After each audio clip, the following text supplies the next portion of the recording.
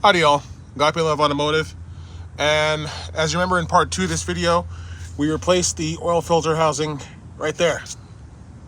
Now something I failed to mention, and a couple things I wanted to throw in, was that we used TA31, very thin layer, not enough to squish out and cause a problem and get stuck in your engine somewhere in the oil system, but just a very thin coat. Now the thing about TA31 is it needs 24 full hours to cure. You let it sit overnight, most of it gets cured then, but 24 full hours does the trick.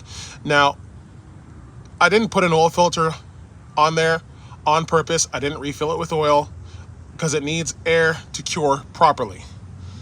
It needs time. It doesn't need to be, it can stand up to oil, but it just needs time to properly cure in order to be able to stand up to the oil. That's why I left the oil filter off overnight, so it would have all the air and all the time it needed to cure. Something else is that this is prime time to do an oil change, as you probably noticed right here. This customer was using a Fram oil filter. I've educated him on better options.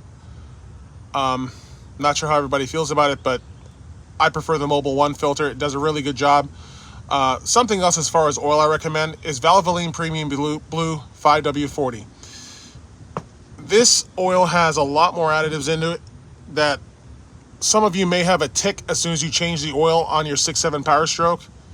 With Valvoline Premium Blue 5W40, you don't have that problem. So I recommend this, and I also recommend 5,000 mile oil changes. Not 10, not 15,000, no, 5,000 mile oil changes with the Mobile 1 filter. Why? Because it's easily accessible. You can get it at Walmart, you can get it at any auto parts store, and it does a really good job of filtering it out, better than the Ford filter. So this is just a couple extra tips to take care of your truck and make sure your 6.7 lasts you a really long time. So like I said, we use a little thin coat of TA31 on the gasket itself, on the bolts, and the one stud in the upper right hand corner. We used Loctite 243 to make sure that it doesn't back out with the engine vibration and cause yourself a leak. So anyhow, that's it for now.